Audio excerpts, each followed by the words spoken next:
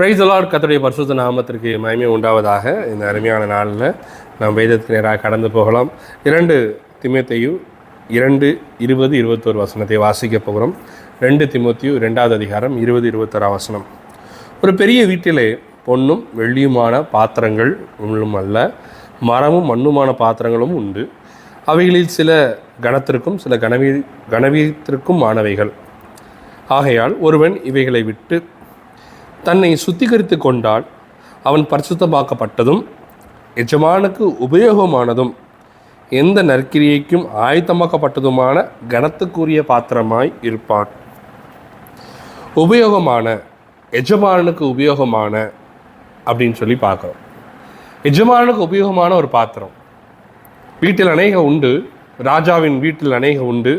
அதில் சொல்லப்பட்ட ஒரு பெரிய வீட்டிலே என்று சொல்லப்பட்டிருக்கு. பெரிய வீடுங்கும்போது ராஜாக்கள் ஆளுகை செய்கிறவர்களுடைய வீட்டில், நம்முடைய ராஜாதி ராஜாவும் கர்த்தாதி கர்த்தவும் இயேசு கிறிஸ்துவின் வீட்டிலே அநேக பாத்திரங்கள் உண்டு. அந்த பாத்திரங்கள் தான் நீங்களும் நானும். அவை கனமாக இருக்க வேண்டும் என்று சொன்னால் அதை கர்த்தர் கனப்படுத்தி அதை உபயோகப்படுத்த வேண்டும் என்று சொன்னால் அங்கே சொல்லப்பட்ட எஜமானுக்கு உபயோகமானதும் எந்த நற்கிரியைக்கும் ஆயத்தமாக்கப்பட்டதுமான. அப்போ எல்லாம் ஒரு யூஸ்ஃபுல்லான, மாஸ்டர் யூஸ் பண்ணக்கூடியதான, எஜமானன் யூஸ் பண்ணக்கூடியதான ஒரு பாத்திரமாக நாம் இருக்க வேண்டும் என்று வேதத்தில் நாம் பார்க்கிறோம். இந்த சில வேளைகளில் என்ன நடக்கிறது என்று சொன்னால், நான் தேவனுக்கு உபயோகமாக இருக்க வேண்டிய இடத்துக்கு பதிலாக நான் தேவனுக்கு உபயோகப்படுத்துகிற ஒரு இடத்துக்கு நான் கடந்து போய் விடுகிறேன். ஒரு சம்பவத்தை உங்களுக்கு நான் காண்பிக்க விரும்புகிறேன். நம்ம எல்லாருக்கும் தெரியும், யோசுவாவின் புத்தகம் 7வது அதிகாரத்துக்கு நாம் திருப்பிக் கொள்வோம் என்று சொன்னால், ஆகான் என்கிறதான ஒரு மனுஷன் இருக்கிறான். இந்த ஆகான் இஸ்ரவேலின் கோத்திரத்தில் உண்டவன், விசேஷமாக யூதா கோத்திரத்திலிருந்து அவன் வந்தவன். அப்போது இந்த கோத்திரத்தில் அவன் பிரித்தெடுக்கப்பட்டவன் என்று நம்ம பார்க்கலாம். இஸ்ரவேல் ஜனங்கள் எகிப்தின் தேசத்திலிருந்து விடுதலையாக்கப்பட்டவர்கள், ரட்சிக்கப்பட்டதான தேவனுடைய ஜனம், தேவ கட்டளையை பெற்றதான தேவனுடைய ஜனம். யோசுவா நாட்களில் தேவனுடைய கட்டளை அவர்கள் ஏற்கனவே மோசே நாட்களிலே பெற்றுவிட்டார்கள். அப்போ தேவனுடைய கற்பனைகளையும் கட்டளையின்படி நடக்க வேண்டிய தேவ ஜனம், ரட்சிக்கப்பட்டதான தேவ ஜனம். அது மாத்திரமல்ல, ஒரு பெரிய அழைப்பையும் ஒரு தரிசனத்தையும் கொண்டு சுமந்து செல்லுகிறதான ஒரு தேவ ஜனம். இந்த ஆகின் அவங்க எல்லாரும் இந்த ஆகி பட்டணத்தில் முறியடிக்கிறதுக்கு முன்பதாக, யோசுவா அதற்கு முன்பதாக 6வது அதிகாரத்தில் பார்ப்பீங்க அப்படின்னா, அவன் எரிகோ பட்டணத்தை அவன் நினைச்சுவான்னா அவன் முறியடிக்கிறத நம்ம நினைச்ச முடியும், பார்க்க முடியும். அவர்கள் அலங்கத்தை சுற்றி வந்தார்கள். சுற்றி வந்த பின்பு அவர்கள் அந்த எரிகோ மதில்கள் நினைச்சதுன்னா இடிப்பட்டு விழுகிறதை நம்ம நினைச்சிடோம்னா பார்க்கிறோம். சரி, யோசுவா 7:1 சொல்கிறது, இஸ்ரவேல் புத்திரர் சாபத்தீட்டானதிலே துரோகம் பண்ணினார்கள். எப்படி எனில், யூதா கோத்திரத்துக்கும் சேராகுடைய குமாரனாகிய சத்தியின் மகன் கர்மிக்கு பிறந்த ஆகான் என்பவன் சாபத்தீட்டானதிலே சிலதை எடுத்துக்கொண்டான். ஆகையால் இஸ்ரவேல் புத்திரர் மேல் கர்த்தருடைய கோபம் மூண்டது என்று பார்க்கிறோம்.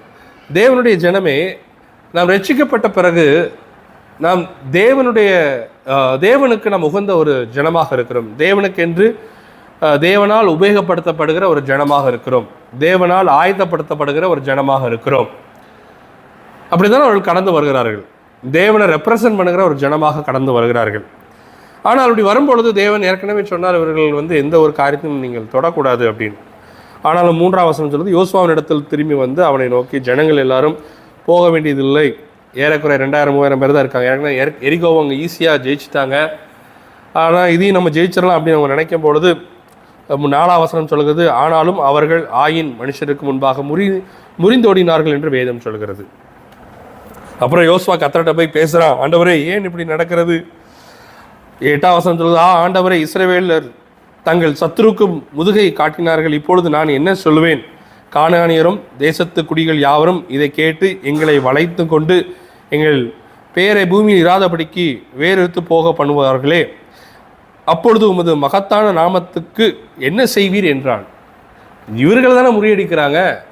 ஏன் தேவனுடைய நாமத்தை இங்கே யோசுவா சொல்லுகிறான் அப்படின்னா, இந்த இஸ்ரவேல் ஜனங்கள் தேவனுடைய நாமத்தை சுமந்து போகிறார்கள். எரிகோ பட்டணத்துக்கு போகும் முன்பதாகவே இவர்கள் தெரியும், இவர்கள் தேவனுடைய ஜனம், கடவுள் இவர்களோடு இருக்கிறார். எரிகோவின் அந்த நாட்களில் பார்க்கும் பொழுது பொதுவாக இயற்கையின் மீது இல்லைன்றால் இறைவன் மீது இல்லை கடவுள் மீது நம்பிக்கை உள்ள ஜனங்கள் என்ன செய்வார்கள் என்று சொன்னால் அவர்களுடைய கற்களிலும் மற்ற காரியங்களையும் தான் அவர் செய்து வந்தார்கள். ஆனால் இஸ்ரவேல் தேவனோ எல்லாருக்கும் பிரத்யட்சமாக மேகஸ்தம்பம் அக்கினி ஸ்தம்பமாக செங்கடலை பிறக்கிற யோர்தானை பின்னிட்டு போக செய்ய எரிகோவை அவர் எல்லாம் செய்கிறார். அப்படிங்கும்போது இந்த ஜனங்கள் எல்லாரும் நடுங்கிறார்கள். இவர்களோடு தேவன் என்ன செய்கிறார் இருக்கிறார் என்றதான ஒரு மகத்துவத்தை நாமத்தை அவர்கள் சுமந்து வருகிறார். அதனாலதான் சொல்கிறோம், மகத்தான நாமத்துக்கு என்ன செய்வீர்? இப்படி ஒரு காரியம் நடக்கிறதை முறிந்தோட பண்ணினார்களே, ஆயில பட்டணத்தார் இப்படி செய்து விட்டார்களே, இதுக்கு என்ன காரணம் அப்படின்னு சொல்லும் பொழுது 11ஆம் வசனம் சொல்வது, இஸ்ரவேலர் பாவம் செய்தார்கள், நான் அவர்களுக்கு கட்டளையிட்ட என் உடன்படிக்கையை மீறினார்கள், சாபத்தீட்டானில் எடுத்துக்கொண்டதும் களவு செய்ததும் வஞ்சித்ததும் தங்கள் பண்டம் பாட்டங்களுக்குள்ளே வைத்ததும் உண்டே. ஆதலால் இஸ்ரவேல் புத்திரர் தாங்கள் சத்துருக்களுக்கு முன்பாக நிற்கக்கூடாமல் தாங்கள் சத்துருக்கள் முதுகை காட்டினார்கள், அவர்கள் சாபத்தீட்டானார்கள். நீங்கள் சாபத்தீட்டானதை உங்கள் நடுவில் இருந்து நிக்கிரகம் பண்ண விட்டால் இனி உங்களோடு இரேன் அப்படின்னு சொல்றாரு. அப்போ இந்த சாபத்தீட்டான காரியம் இவர்களோடு கூட ஒட்டிட்டு அப்படிங்கிற ஒரு விஷயத்த அவர் ரொம்ப அங்கே பதிவு பண்றார் தேவன். ஏன்னா நீ பிரித்தெடுக்கப்பட்ட ஜனம், நீ பிரித்தெடுக்கப்பட்ட ஜனம், நீ யூத கோத்திர ஜனம், நீ இஸ்ரவேல் ஜனம், உன்னோடு கூட நான் இருக்கிறேன், உன்னோட உடன்படிக்கை செய்திருக்கிறேன், நீ என் நாமத்தை சுமந்து போகிற அப்படிங்கும்போது உன்னை நான் பயன்படுத்துகிறேன். ஆனால் ஆகான் என்ன செய்கிறான் அப்படின்னா, கர்த்தருடைய திட்டத்தையும் கர்த்தருடைய ரட்சிப்பையும் துச்சமாக எண்ணி கர்த்தரை பயன்படுத்திக்கிறான். தேவன் தான் இருக்கிறார்ல அப்படின்னு சொல்லி அவன் என்ன செய்யறான்னா சில காரியங்களை அவன் இச்சித்து கொள்கிறது என்ன செய்ய முடியுது நம்ம பார்க்க முடிகிறது. 20ஆம் வசனத்தை பார்க்கும்பொழுது, ஆகான் யோசுவாவுக்கு பிரதியுத்தரமாக, மெய்யாகவே நான் இஸ்ரவேலின் தேவனுக்கு கர்த்தருக்கு விரோதமாக பாவம் செய்தேன், இன்னென்ன பிரகாரம் செய்தேன். என்ன செஞ்சான்? கொள்ளையிலே நேர்த்தியான ஒரு பாபிலோனிய சால்வையும் 200 வெள்ளி சேக்கலையும் 50 சேக்கல் நிறையான ஒரு பொன் பாளையத்தையும் நான் கண்டு அவைகளை இச்சித்து எடுத்துக்கொண்டேன். இதோ அவைகள் என் கூடாரத்தின் மத்தியில் பூமிக்குள் புதைத்திருக்கிறது, வெள்ளி அதன் அடியில் இருக்கிறது என்றான். இஸ்ரவேல் ஜனங்கள் எகிப்திலிருந்து வரும்பொழுது நேராளமான பொன்னை கர்த்தர் கொடுத்து தான் அனுப்பினார். ஆனால் அந்த இதன் மேலே நீங்கள் இச்சிக்க கூடாது, தொடக்கூடாது அப்படின்னு சொன்னார். ஆனால் அதை மீறியும் இவன் தொட்டான். காரணம் என்னன்னா, இது கிடைச்சதுன்னா ஒன் டைம் செட்டில்மெண்ட், என் பிள்ளைகளுக்கும் மற்ற காரியங்களுக்கும் நான் எல்லாத்தையும் நான் செட்டில் பண்ணிட்டு நான் போவேனே. இது ஒரு இயல்பான உலக மனுஷனுடைய தாட்டு. ஆனால் நமக்கு தெரியும், இஸ்ரவேல் ஜனங்களுக்கு ஒவ்வொரு நாளும் மன்னாவை கொண்டு போஷித்தார், தேவையான காடையை கொடுத்தார், தண்ணீரை கொடுத்தார், எல்லாத்துக்கும் மேலே கர்த்தரே அவர்களோடு இருந்தார். மேகஸ்தம்பம், அக்கினி ஸ்தம்பம், அங்கே ஒரு கர்த்தருடைய பெட்டி, கூடார, என்னெல்லாமோ எல்லாத்தையும் கொடுத்தாரே. தேவனே அவர்களோடு இருந்தார். மற்ற ஜனங்கள் பயப்படுகிறாங்க. ஆனால் இவனோ கர்த்தரை வைத்து he used God.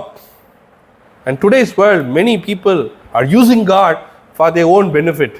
தங்களுக்கு சொந்தமான சில விஷயங்களை அடைந்து கொள்வதற்கு தேவனையும் தேவ நாமத்தையும் தேவனுடைய சபையும் பயன்படுத்திக் கொள்கிறார்கள். அப்படி அல்ல, நீங்களும் நானும் கர்த்தருக்கு பயன்படுகிறவர்களாய் காணப்பட வேண்டும்.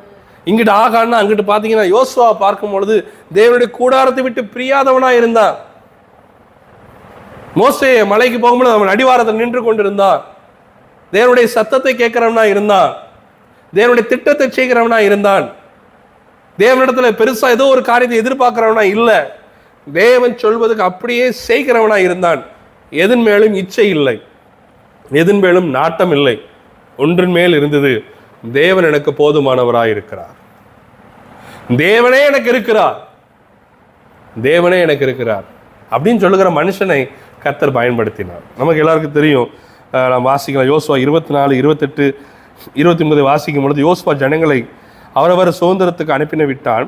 இந்த காரியங்கள் நடந்த பின்பு நூனின் குமாரனை யோசுவா என்னும் கர்த்தருடைய ஊழியக்காரன் 110 வயதுள்ளவனாய் மரணம் அடைந்தான்.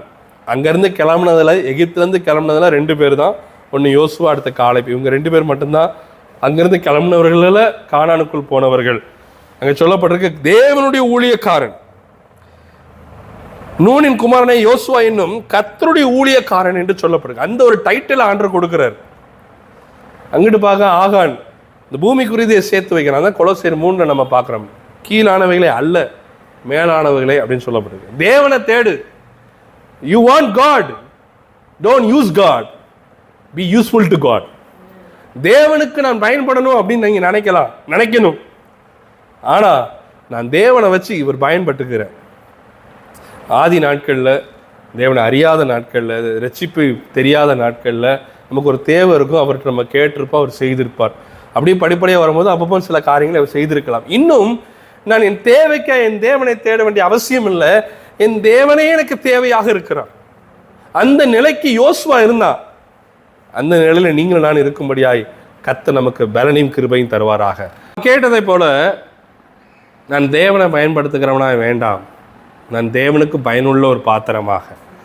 அங்கே பார்த்தோம் அல்லவா, தீமோத்தேயுவின் புத்தகத்தில் பார்த்தோம்னா 2 தீமோத்தேயு 2:21, ஆகையால் ஒருவன் இவர்களை விட்டு தன்னை சுத்திகரித்து கொண்டாள். அங்கேயும் சொன்னார், ஜனங்களை சுத்திகரி. தீட்டு அங்கே காணப்படுகிறது. உலகத்தை வாஞ்சிக்கிறவன், நேசிக்கிறவன், தழுவி கொள்ளுகிறவன், இச்சித்து வைத்துக் கொள்ளுகிறவன். வேதம் சொல்லுகிறது இஸ்ரவேலை ஆசீர்வதிப்பதே பிரியம்பா.